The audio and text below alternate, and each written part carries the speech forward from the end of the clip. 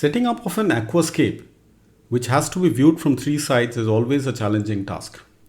You need to position the hardscape, the plants, in such a way that the scape looks beautiful from all three angles. It's not an easy thing to achieve.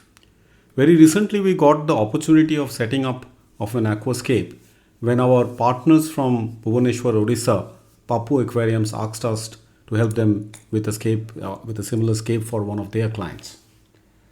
In this video, we have covered certain very helpful tips and tricks which any aquascapist will definitely find useful. Not only that, we have covered how the scape evolved over time. This video is a part 2 of our series on our trip to Odisha. So without wasting further time, let's go ahead and watch this video.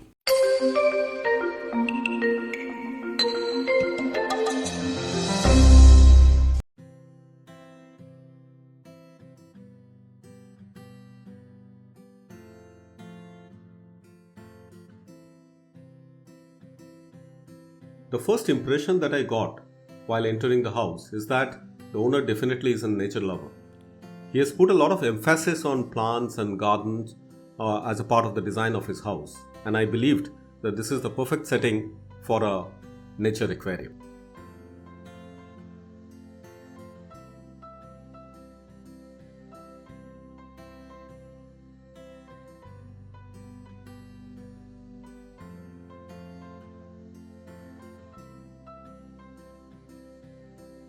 The team had already started the preparatory work before I reached the venue. One look at the hardscape, I realized that while there are lots of stones but very little driftwood, I actually wanted to use more driftwood in the scape.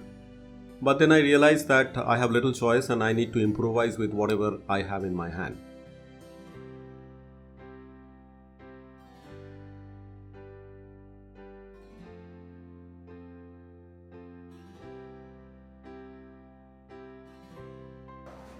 So Bapi, tell me what does Tanuj want? What does he want actually? What are the constraints of the tank?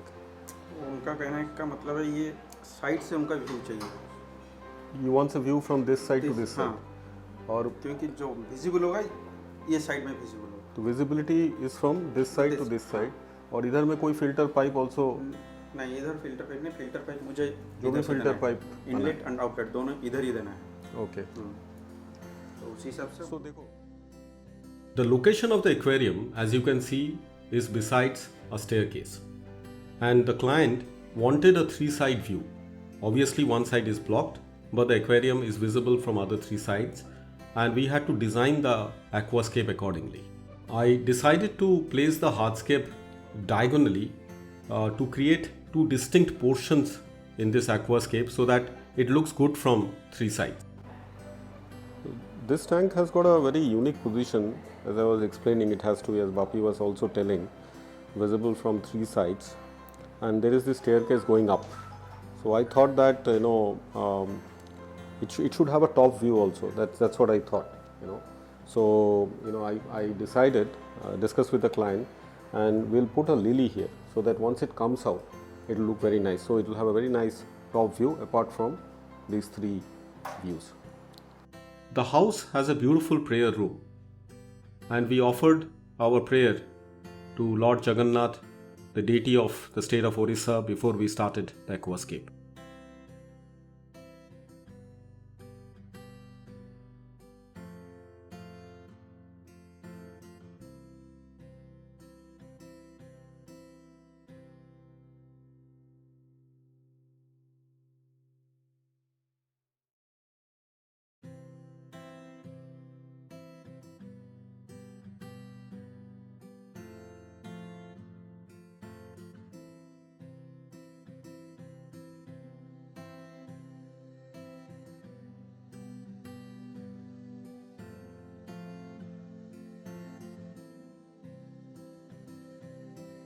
This glue is a boon for aquascapers like us.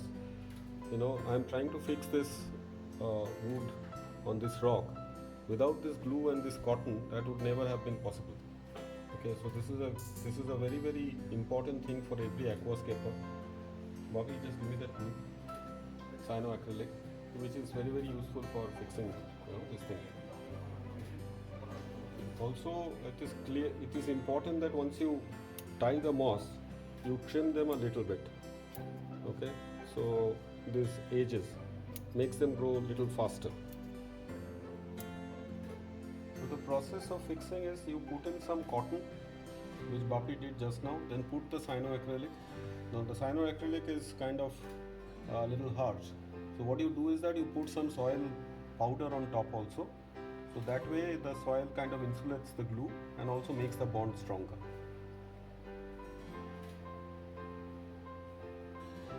Now we have fixed it. You can see that it is not moving.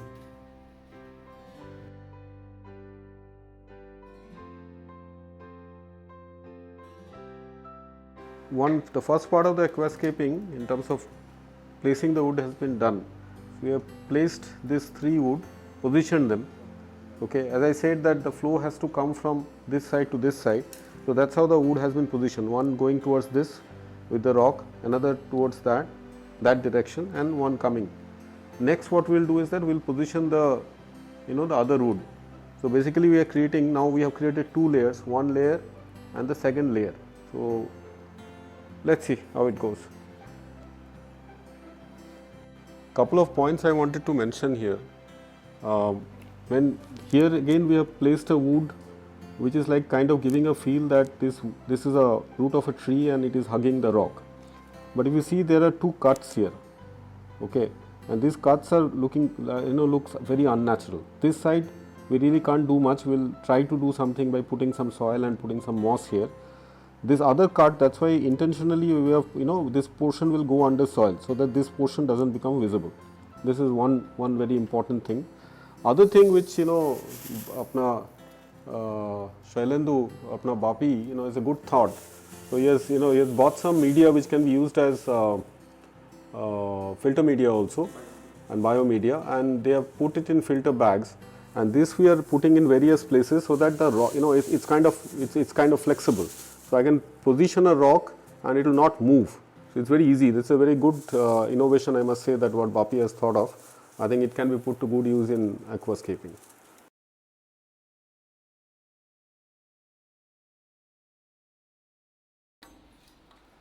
We have positioned the second layer of wood. So there are these 3 pieces, 1, 2 and 3. So in the first phase we had put 1, 2 and 3, now these 3. Okay. The idea was to create a flow. So if you can see that these 3 pointed, in fact I was looking for these pointed ones only. They are exactly not parallel, but you can see that there is a balance. And from the other side also, if you see, because the view is from both sides, there are these 3 wood. They are looking like there are like 3 horns. So we can name this cape maybe 3 horns cape. You don't know, maybe. Okay.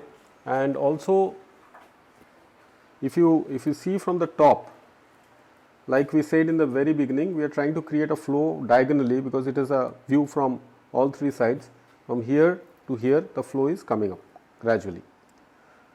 This place is looking little bit, empty. So we may position another piece of wood.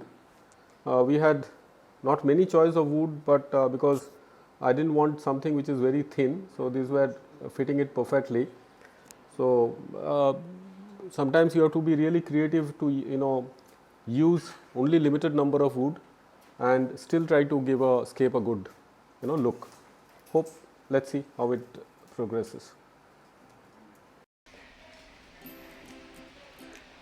It was getting late and we were definitely getting tired. And that's when the youngest member of the household decided to step in and entertain her with some of her moves. Kids have this natural ability of uplifting your mood. Okay, no matter how much tired we were, she definitely gave us the energy to again restart the walk and finish the scape.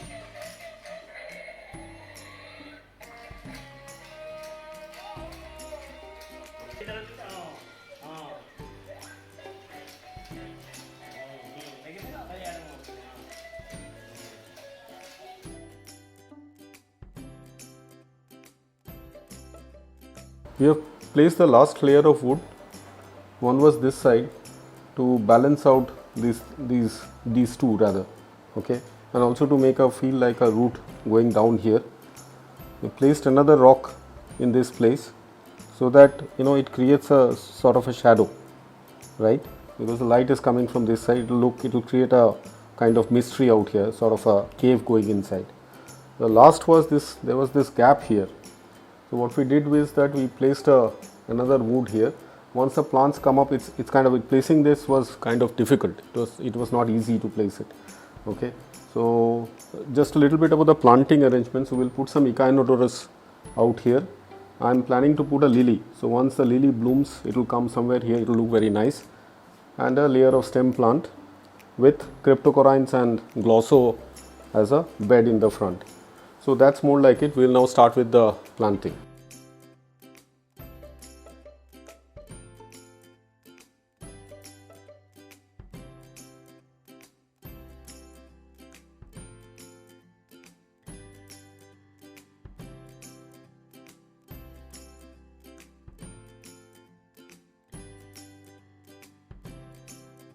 Finally, the planting is complete. The filter is also running. There's some places here where we need to put in some more plants, but it's already late, and I think it's a kind of a very unique setup. Just besides this staircase with having three side open, it was a challenging scape. We tried to keep it as open as possible from all sides. Still giving it a kind of a look. The echinodoros have been given in the back, some cryptocorynes. The front portion is glossostigma all through. Mosses. We have also used some Leganandra, the Miboldi red and Carolensis at these places, and some Styrogyne repens there. Back side completely stem plants with Rotala HRA, Rotala macaranda, not Rotala macaranda, Matogrossens. Myrophyllum matogrossens and Rotala Bangladesh. That's the planting. I think we'll be heading to South Korea tomorrow. So I'll be again coming back this Sunday to check out the tank. Hopefully it will clear out by that time. Find out what are the gaps and do some more planting.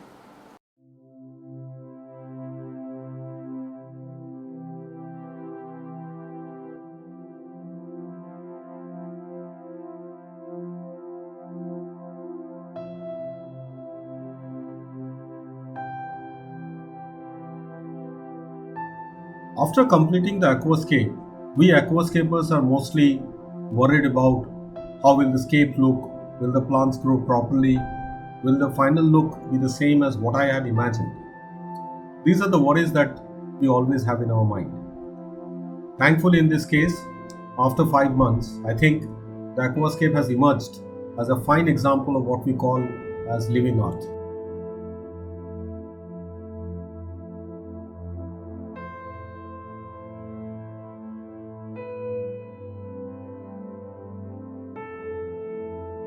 The aquascape uses a combination of native Indian fish as well as the imported varieties. Here we can see hyphen barbs from north of West Bengal, India. Your fish will feel happiest in a thriving nature aquarium. You can see here how enthusiastically the rainbows are taking the food. Another interesting fish, the Royal Farlovella Storysoma panamense, most commonly known as a royal whiptail catfish. It's a beautiful fish and also it doubles up as a good algae eater. The aquarium houses a variety of rainbow fish. You can see the banded rainbow fish or the wriggle rainbow fish as they call it from the Goethe River of northern parts of Australia and Queensland. There are also certain specimens of Madagascar rainbow. A school of drapefin barbs, again from North Bengal, India, exhibits their characteristically beautiful dorsal fin.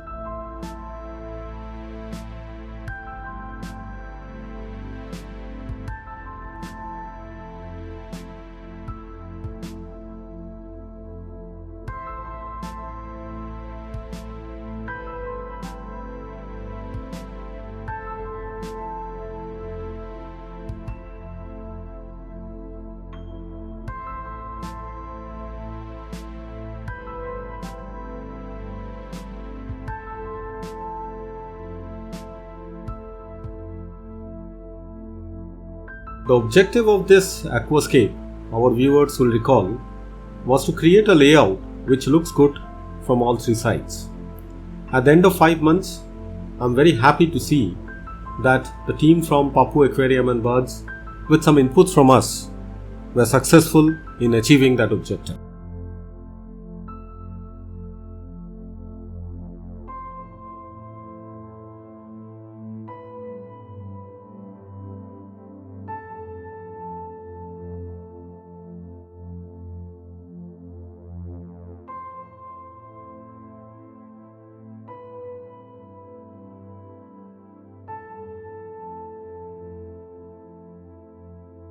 We got quite late on that night of 4th of March 22, and I thought it might be interesting to bring to the viewers some behind the scene drama of what happened because of us getting late.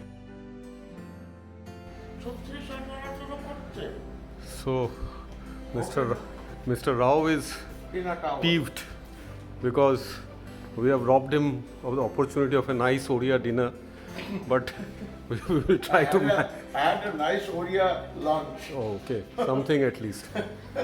So, this is Mr. Andrew Rao, an authority of Indian ornamental fish and a good friend of mine. Unfortunately, because of us getting late, Andrew missed the chance of having a nice Odia dinner.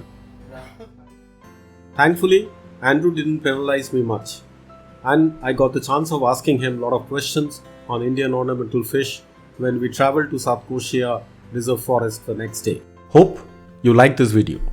Andrew's interview will soon be published as a part 3 of this ongoing series of video on my trip to Odisha. Before ending, I would once again request you to do subscribe to our channel, Ripple's Nature Inspired Aquariums. That encourages us a lot to continue making interesting videos and contents for our viewers. Thank you.